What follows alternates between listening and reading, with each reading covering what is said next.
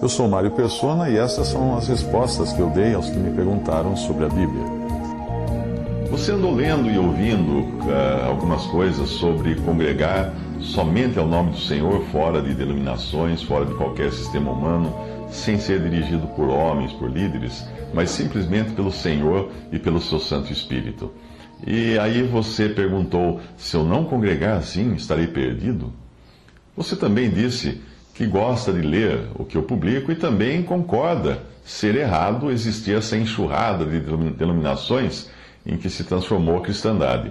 Mas então faz uma afirmação que me deixou estarrecido, que é dizer o seguinte: se você estiver com absoluta razão e todos os outros milhões de crentes ou cristãos mundo afora, no meio dos quais eu me incluo, estiverem absolutamente enganados em suas convicções ou forma de exercer isso que acham ser o Evangelho, estaremos então todos fadados ao fogo eterno reservado para o diabo e seus anjos? Isso foi o que você escreveu. Nesse momento em que eu escrevo a você, eu devo ter quase 2.000 textos de comentários bíblicos publicados na web, em sites como stories.org.br, respondi.com.br e 3minutos.net. E em nenhum desses milhares de textos, absolutamente nenhum, eu faço uma afirmação dessas. Eu acredito que a distorção em sua compreensão do que eu escrevo possa vir ou de ter lido algo de outro autor e ter confundido como tendo sido texto meu, ou então de você estar entre os muitos que acreditam que a salvação seja pela obediência do cristão. Por incrível que pareça, existem muitos que acreditam que serão salvos se obedecerem tintim por tintim ao que diz a palavra de Deus, e consequentemente nos seus raciocínios, se não se congregarem da maneira que a palavra ensina, estão perdidos eternamente, amaldiçoados completamente. Uau! Nada poderia estar mais longe da verdade das Escrituras. Nós somos salvos não por nossa obediência, mas pela obra que resultou da obediência de Jesus, que se dispôs a morrer em nosso lugar, para com o seu sangue nos purificar de toda injustiça. Nós somos salvos pela fé no Cordeiro sacrificado e justificados aos olhos de Deus por sua obra completa, que inclui a morte, ressurreição, ascensão e glorificação à destra do Pai. Nada menos que isto pode nos salvar. Se alguém confia que será salvo por sua obediência à lei, ou por sua obediência à doutrina dos apóstolos, ou por causa do lugar onde congrega, eu diria que essa pessoa nunca entendeu o Evangelho e está crendo no erro. Mas todo aquele que crê verdadeiramente em Jesus, que um dia pela fé aceitou para si a obra do crucificado, está salvo.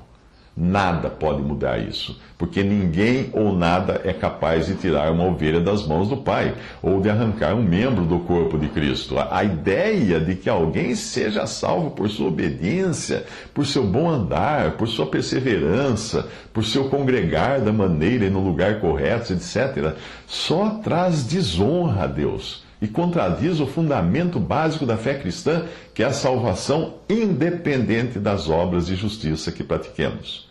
Efésios 2, 8 a 9 diz: porque pela graça sois salvos, mediante a fé. E isto não vem de vós, é dom de Deus, não de obras, para que ninguém se glorie. Por essa razão que eu fiquei perplexo ao ler o que você disse, como se eu insinuasse nos meus textos que aqueles que não estiverem congregados do modo como eu creio que a Bíblia ensina, estariam, como você escreveu, fadados ao fogo eterno reservado para o diabo e seus anjos. Uau! Se eu dei a entender tal aberração em algum dos meus textos, por gentileza, aponte onde você leu para eu corrigir isso imediatamente. A salvação eterna não depende de onde ou como estamos congregados. Ponto final. Eu sei que muitas denominações pregam exatamente o contrário, dizendo que se alguém deixar a sua igreja, no caso, igreja, ele quer dizer a denominação A ou B, está perdido eternamente, ou se voltar as costas para o pastor de tal igreja, está pecando contra o Espírito Santo. Pois eles ensinam que o pastor prega inspirado pelo Espírito e desprezar o seu ensino equivale a blasfemar contra o Espírito Santo. Acredita que já ouvi até esse raciocínio de um cristão? Tal raciocínio é perverso. Pois basta buscar a data em que aquela denominação foi fundada para perceber que nenhum dos apóstolos e discípulos dos quais nós lemos, que nós encontramos no Novo Testamento, jamais pertenceu àquela denominação. Quando alguém fala que pertencer a uma determinada denominação, ou igreja, como falam, é o único modo de salvação, antes da fundação dessa denominação, então ninguém foi salvo. Dizer que alguém é salvo por congregar na denominação é dizer que durante 1500 anos ninguém foi salvo. Eu digo isso porque o protestantismo denominacional, tal qual nós conhecemos, começou a surgir pouco depois do ano 1500. E ainda assim, muito mais como partidos ou diferenças entre pessoas do que como denominações organizadas. Até então, todos falavam simplesmente da igreja. E nem mesmo Lutero criou outra igreja, além da que todos consideravam existir. Dizer que é o modo de congregar que nos salva é insultar a Deus e desprezar o sacrifício de Cristo feito uma vez, acrescentando a esse sacrifício uma obra humana como meio de salvação. Não é diferente de dizer que o batismo salva, pois os que afirmam que o batismo salva não perceberam que isto implica em se precisar de um segundo Salvador, além de Cristo. Ou seja, a pessoa que batiza vai ser o segundo Salvador. Se faltar essa pessoa para batizar, a alma está perdida. A nossa salvação é única e exclusivamente assegurada pelo sacrifício do Cordeiro. E será o Cordeiro de Deus, e não algum batismo, homem ou denominação, que será adorado e exaltado nos céus. E será também ele o alvo de toda a gratidão dos salvos naquele dia em que homem ou obra humana alguma, por mais digna que seja, poderá ofuscar a glória do Cristo de Deus. Apocalipse 5:9 até o versículo 10 diz que entoavam um novo cântico dizendo: digno és, isso ao Cordeiro, de tomar o livro e de abrir-lhe os selos, porque foste morto, e com teu sangue compraste para Deus os que procedem de toda a tribo, língua, povo e nação, e para o nosso Deus os constituíste reino e sacerdotes, e reinarão sobre a terra. Então quer dizer que alguém que tenha crido em Jesus como Salvador e verdadeiramente lavado pelo sangue de Cristo, e encaminhado pelo Espírito Santo ao genuíno arrependimento, pode ser salvo sem congregar em lugar nenhum? Absolutamente sim. E se congregar no lugar errado, mesmo assim será salvo? Não tenho dúvidas quanto a isso, porque a salvação é pela fé. E se era católico e continuar indo à missa, ou se era protestante e continuar indo aos cultos da sua denominação, mesmo assim será salvo? Ele será apenas um dos milhões de salvos genuínos que perdem muitos privilégios por estarem adorando no lugar errado e na maneira errada. Mas eu tenho certeza de que muitos deles são infinitamente mais piedosos do que eu e estão agradando ao Senhor muito mais do que eu em muitos aspectos de suas vidas, vivendo uma vida de piedade e comunhão com o Pai, da qual eu tenho até uma santa inveja de alguns. Portanto, a salvação não depende de onde ou como você congrega, mas unicamente do sacrifício de Cristo. Entendeu? Ou você quer que eu desenhe?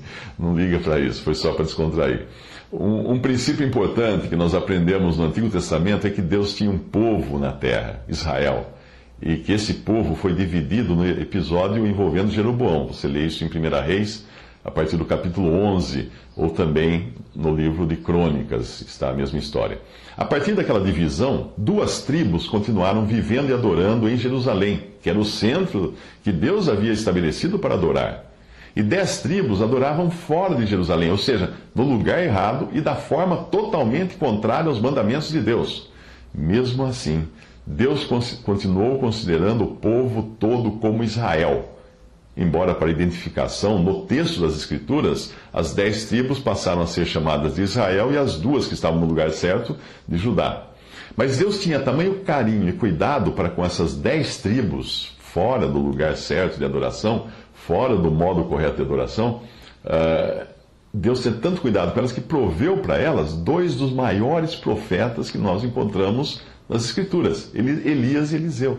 Eles profetizavam e ministravam no meio das 10 tribos. O ministério desses 2 profetas não era no lugar que Deus havia instituído para ser adorado, em Jerusalém, ou em Judá ali, mas fora dele. Porém, obviamente, eles eram profetas de Deus com uma missão e desempenhavam a missão que Deus lhes havia dado de apacentar as ovelhas de Israel onde quer que elas estivessem. Mas repare que quando Elias constrói um altar, o qual depois Deus aprova, fazendo descer fogo do céu para acender o holocausto, Elias não coloca ali apenas 2 pedras para representar Judá e Benjamim, as 2 tribos que permaneceram no lugar divinamente indicado, e nem 10 pedras para representar as tribos para as quais Elias, ministrava. Elias faz um altar de 12 pedras, pois era assim que ele enxergava Israel, e era assim também que Deus via o seu povo, mesmo que dividido. 1 Reis 18, de 30 a 32, diz: Então Elias disse a todo o povo: Chegai-vos a mim. E todo o povo se chegou a ele. Elias restaurou o altar do Senhor, que estava em ruínas, tomou 12 pedras, segundo o número das tribos dos filhos de Jacó, ao qual viera a palavra do Senhor, dizendo: Israel será o teu nome. E com aquelas pedras edificou o altar em nome do Senhor. Portanto, hoje, quando Deus olha para o testemunho cristão no mundo, ele vê um só corpo.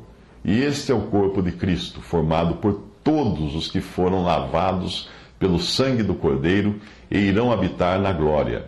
Infelizmente, e para a desonra do nome de Jesus, esses membros estão divididos, espalhados por milhares de denominações, mas todas essas organizações, templos, seminários, altares, ou seja lá os nomes que os homens deram a isso, ficarão aqui na terra quando Cristo vier buscar a sua igreja.